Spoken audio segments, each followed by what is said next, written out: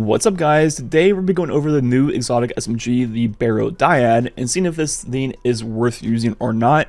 This came out yesterday at Reset with a secret hidden exotic mission, and if you want to see how to start the mission, you go to the Nether in the Court of Orcs area or the beginning of Kingsfall, and in this right pillar there will be a blight and like a staircase that appears when you get close, and it will suck you up into the blight, and that is how you start the quest line. All of it can be done completely blind, but if you want a guide, I'm sure there's multiple videos already uploaded, and just go check one of those out. If Dado has one, I will link it down below. But in this video, we're going to be seeing if it's even worth using. So first, with its exotic perk, Panic Response 3, this weapon generates Blight as it deals damage. While not firing, Blight depletes and the magazine is gradually refilled. Reload the weapon to convert stored Blight into Blighted Seekers. The first thing you'll notice is when you're not firing, this weapon will just constantly reload itself, which is pretty nice, and you can kind of tap it and just never go down in the magazine if you want, which could be a pretty interesting trick with some of the catalysts down the road. And while doing damage, you'll build up the Panic Response. As you see, there's going to be 6 bars to fill up, and it takes quite a while just through pure damage, a little over like a mag and a half worth of damage. And whenever you want, with 1, 2, all the way up to 6 bars of Panic Response, you can reload and convert those bars into Blighted Seekers. You can ready up to 6, and they do a decent amount of damage, but honestly not that much on a single target. If you have all 6 ready, you'll definitely be killing majors, but it's not like them be deleting champions or things like that. But on the other hand, these Blighted Seekers are pretty strong for Ackler. They have very strong tracking, and just firing them kind of at the sky randomly, you're just going to be clearing a lot of things in front of you. They do have a decent amount of AoE explosion damage also, so not that bad for Ackler at all. A few weird things about this perk is you have to charge it up by doing damage, then reload to convert it, but there's still a timer on the Panic Response for how long you have to be able to shoot the Seekers before they just go away. Kind of is a weird choice to me. I don't see a reason for them to expire, but with this secondary trait, we'll be getting the Seekers quite often, where hitting 3 different targets generates a large amount of Blight. Blighted Seekers bore through targets. So now whenever you hit 3 individual targets, you'll get 3 entire bars of Panic Response instantly, making it fairly easy to get up to ×6 with the Panic Response every single mag, which leads to the second weird thing about this weapon. To take advantage of Blighted Seekers, you need to reload, and that is the unique part of the weapon. So you kind of want to be reloading and proccing all of your stacks as often as possible, which kind of makes the reloading part of the weapon kind of redundant currently. So it's kind of like a weird loop where the entire identity of the weapon is not reloading, but to use the perk, you have to reload. So, yeah. And like I mentioned, it does not work with the poison part of Necrotic Grip. This weapon doesn't poison with the blights, so obviously that does not work.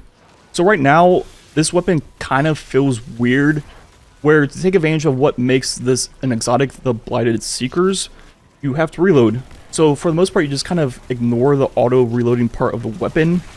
The point of shooting your base mag just to build up the Panic Response bars, and if you just hit 3 targets, you're going to be getting 4, 5, 6 within the 1 mag anyways. So currently the entire identity of the weapon kind of feels pointless.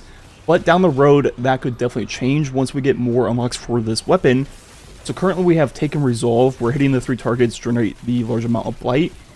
But down the road we'll also get Taken Ambition, where Blight generated increases the longer this weapon remains on a target. So with that, being able to avoid reloading and constantly shoot the target might be pretty good.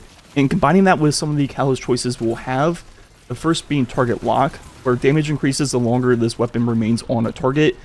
Now that is starting to make a lot more sense with that perk plus Taken Ambition, where just tapping at a single target will get you to the max stacks of Target Lock, and you'll just constantly be at it without reloading, which will greatly increase this weapon's DPS and damage on a single target. And another catalyst that makes a lot of sense with the auto reloading is going to be high impact reserves for the same reason. Once you get down to the lowest amount of the magazine where you're going to have the highest buff with high impact reserves, just tapping the weapon to maintain that max buff could be a really good strategy. Then back with the current trait, we have Taken Resolution, where hitting the 3 different targets generates the large amount of Blight. That obviously makes a lot of sense with One for All, getting that 35% buff. And more likely that will be the one I'll be going for, then I am curious about Target Lock plus Ambition, because that could be a pretty good strategy for harder content, just depending on how strong that combination is. And you could combine that with Peacekeepers on Titan, which adds in like a secondary target lock for SMGs, and that could be a really, really good combination. One catalyst I see myself staying away from will be Hatchling, where on precision final blows you'll generate a threadling. With it being a 720 RPM SMG, I think you'll just get better uptime out of one for all, target lock, or even high impact reserves.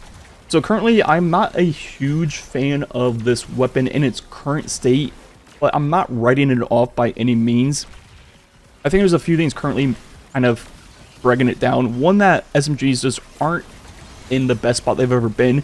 They're definitely usable, but they've just kind of fallen out of rotation for most players, including myself. And with our current lack of perks available on the weapon, the whole identity kind of feels redundant. As I mentioned multiple times in the video, you kind of want to reload to get the Blighted Seekers, but the whole purpose of the weapon is to avoid reloading. So it's kind of a paradox where you really want to reload, but the weapon doesn't want to reload. So it's just kind of really weird. And the third thing that is kind of making it not the best option right now, we've just become so powerful with all the different builds and actor options, with all the elemental keywords. Using a weapon that doesn't interact with any of those in your primary slot just kind of feels bad right now. Like, why would I ever use this over destabilizing rounds on really any weapon with volatile rounds? Or even if I wanted to use an exotic SMG, I just currently don't see a scenario where this is ever better than Osseo. Osseo, you can also avoid reloading, spread the poison like crazy, does a lot of damage on targets. Just overall, I just feel like there's just way better options in the game, most of which that don't require your exotic slot. But like I said, I am still being hopeful that once we have all the different unlocks for this weapon, there might actually be some good use cases for it. One thing that does help it right now is on any character on Prismatic or the Strange subclass, take advantage of the fragment where powered melee final blows grant unraveling rounds to your strand weapons. That will help with the base feel of just shooting the weapon and make it feel a little bit stronger. Another thing you can do is on any Prismatic subclass with the exotic class items, just take advantage of Verity and pair that with whatever strand grenade you have. Verity got a pretty good buff this season, and half of that made its way to the exotic class item version, where you're going to still be getting the double grenade damage at ×5. Also, half of the grenade recharge also, and the Death Throws perk just stays forever now with the way it cycles down through the tier levels instead of just dropping off. So definitely take advantage of Verity and unraveling rounds if you're playing Prismatic. It'll make it feel a lot better right now before we get all of the other perks. Anyways, I think that's be it for the video. Let me know what you think about it down below. Like usual, thanks for watching. Catch you guys next time.